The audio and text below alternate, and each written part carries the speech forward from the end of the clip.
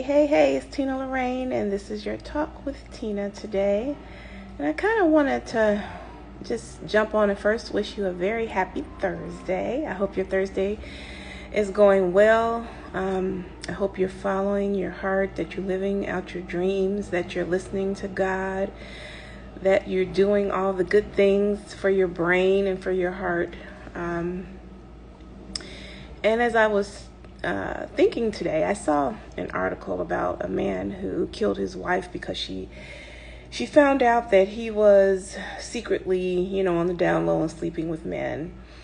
And so, he I guess he was just so distraught that his cover was blown that he decided to kill himself, but kill her too. And they had like 3 kids, I think, which is very sad and which is very unfortunate.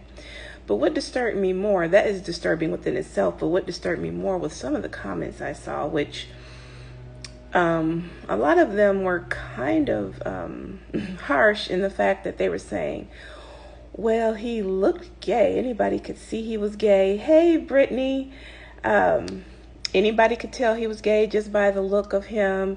So basically what they were saying is she was asking for it. First of all, to all my spiritually led people, and if you identify as Christian or whatever, first of all, how are you going to judge someone like that? How are you going to... This woman lost her life because her husband was mentally unstable, obviously, because just because she found out he was on the down low, there was no reason for him to kill himself or his wife and leave their children parentless. And I just wanted to talk about this because it might seem like, well, what does this have to do with living the life of a Christian or being... Hey, Tina, I saw the title and said, ooh, yeah, girl. So I was thinking about what came up in my spirit is when God was telling us what makes a silly woman. And I'm going to put /man on top of that. And first of all, we should not be jumping on people about what they should have saw in their toxic relationship, as if we've never been in their shoes. No, you might not have dealt with a man that was on the down low, and maybe you would have saw that right away, but there was something you didn't see in that mess you was in as well, right? So for you to blame somebody for losing their life, this woman got her life taken. She will not see her children anymore. Her husband killed himself. They're both dead.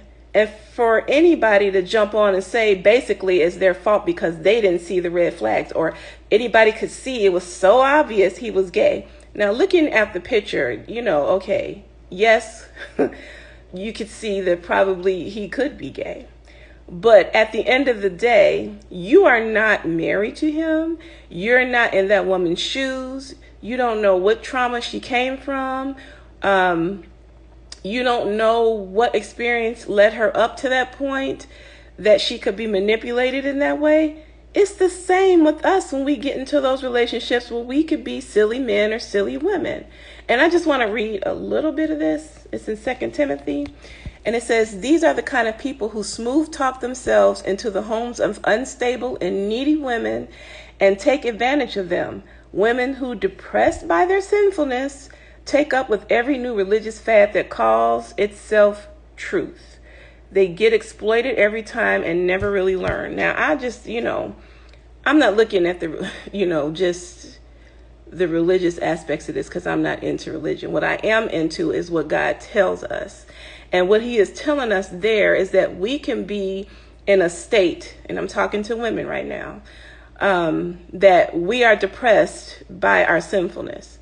And I'm not talking about that in a legalistic way. I'm talking about that in a unhealed, toxic way that we think is normal. So we think something that's normal because we have dealt with this type of man the whole time, but yet our spirit is saying, at some point, there's something wrong here. And so in that phase of it, like when I was in my trauma-filled phase of dating and being exploited by men, and that's what I was used to. I had no emotional involvement and attachment to them because I was used to being exploited, because from a young age I've been sexually abused, and then from then on it just happened over and over again. So of course I objectified myself. I didn't know that's what I was doing. It was normal to me. I didn't know that I wasn't using my voice. I was just always trying to morph into what the guy wanted or what he desired. I wasn't considering my own desires or what I wanted, just like a lot of you were. We've all been silly women. It's just that by the grace of God, we didn't get our lives taken because of it. Because I could have surely gotten my life taken. I was raped by a stranger in a dark alley. He surely could have killed me if he was, if God wanted that to happen. So let's not be so ready to judge folks because she should have saw it that he was gay because it's obvious. Well, it might be obvious to you, but for whatever reason, it wasn't obvious to her.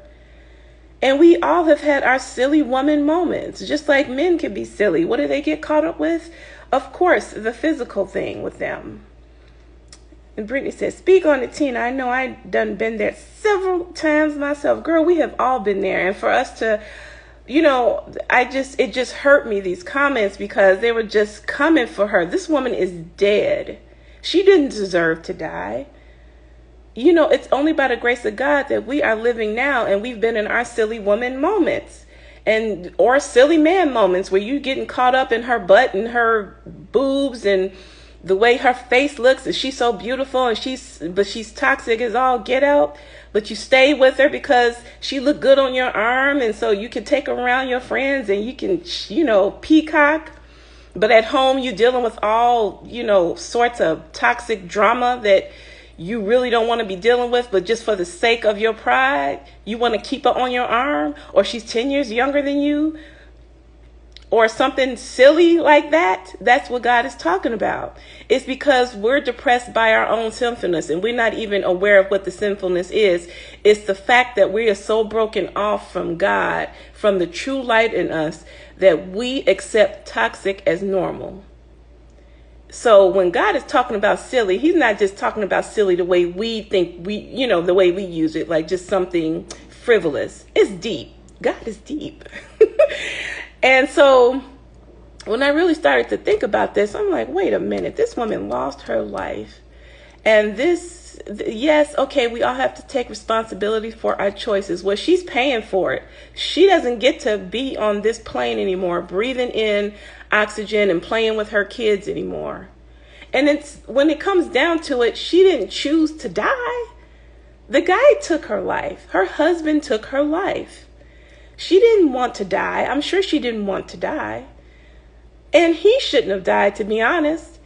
If all were to work right, he should have just understood what he was dealing with in his heart from the beginning and dealt with that before he even, he shouldn't even contemplating marrying her. But like us all, we all, at some point in our lives, before God really grabs hold of us, we all live to please people. We want to look good to the outside. We want people to like us. We want to present the fairy tale picture to them. And this is all steeped in pride. And once you really start walking with God and God really grabs a hold of your heart, none of that stuff is important anymore. But these two people are not going to be able to get past their trauma here in this life because they're gone. Their life is gone. Their kids don't have any parents anymore. And we all have been down this road of toxicity in relationships, toxic man, toxic woman, toxic trauma mindsets, trauma bonding, letting people come back and forth in your life who are no good because you haven't dealt with your own trauma, but then just trying to say that's part of the game or it's part of life or this is what happens between men and women when you're trying to normalize this stuff, and it's not normal. It's not normal for women and men to be fighting against one another when we were meant to be together. This is not normal, what you see on social media, all these requirements and all this silliness about how much money and, all the things and just all this stupid stuff that really at the end of the day don't matter. really at the end of the day, when you get with God, God puts all that stuff in perspective. And while there might be a grain of truth in all of it, it is not the truth. Yes, women want to feel safe and protected and provided for. Yes. Yes, men appreciate beauty and are physically attracted to us, but they also need someone who's going to also encourage them, just like the woman needs. They need someone who's going to respect them, just like the woman needs respect. We both need love, men and women, period. We both need love. And we have to recognize that what we have normalized in society, and we have normalized in our lives, the trauma we have suffered, when you normalize those things, you can find yourself in any type of relationship. And it can be so toxic. And until you really start to heal yourself, this goes for men or women, you'll continue on in that same cycle. Because I didn't date anybody for all the time I was raising my kids. I didn't date anybody. But as soon as I started dating again, the kids are out, I attracted the same old type of predator, emotionally unavailable. They'd be handsome and cute and all that stuff, but emotionally unavailable, predatory, didn't have my good in, they weren't really concerned about building with me, just like I really wasn't concerned about building with them. I went into the same mindset because I didn't know, first of all, that I was abnormal or silly. I didn't know that my trauma was abnormal until God got a hold of me. And I started to love myself. And I started to see what love really was.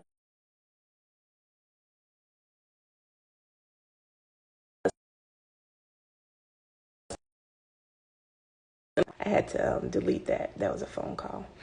Yeah, I had to really realize that God loved me. And the essence of love is, yes, speaking up, having your voice, finding your value, knowing your value and your worth, knowing that God thinks I'm precious. Are you kidding me? Knowing that God has numbered every hair on my head, knowing that God wants the best for me, but he can't manifest the best for me if I'm hooked up to the worst possible person in the worst possible situation. How is he going to manifest the best for me if I can't think enough of myself to detach from the nonsense, the silliness? So it's not that God doesn't want good for us. It's just we have to want good for ourselves. And so that just brought, looking at that couple, I was just thinking, pray for their kids, because their kids are now parentless. And we can have extreme, by the grace of God, we haven't lost our lives in our toxic relationships. And a lot of us have had a lot of toxic relationships. So by no means and still having them. Some of you, some of you ain't learned your lesson. You just keep doing the same thing over and over again, which is the definition of insanity, which is really when you need to really call out on God and say, help me. And that's all you got to do is ask God to help you, and God will show you the way. God will get you out of any situation. Any situation. I am a living witness. When I didn't think, that God really wanted good for me, and I was just tired of my life, and I was just like, look, I don't even know if you real anymore, God. So you know what? I'm going to go out here with this dude here. And if you call yourself going to save me, then you just do it. Because I am tired of all this. I don't see the goodness in my life. I don't see the promises. I don't see the abundance. I don't see nothing. So I'm going to just do this.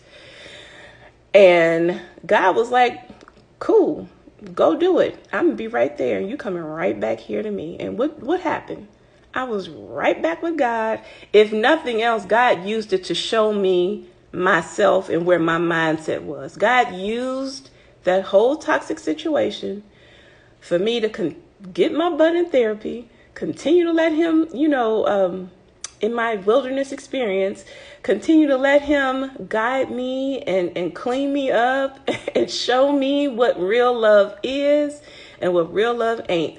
And real love starts with loving yourself. It ain't got nothing to do with no man.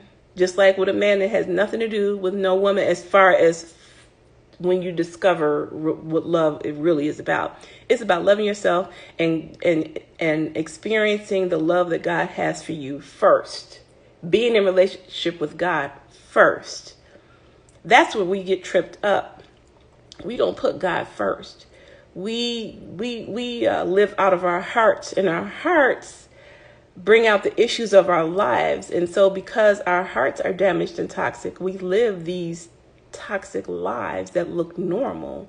And because our girlfriends are having the same problem, it becomes normal. It's just like, well, that's just like how men are.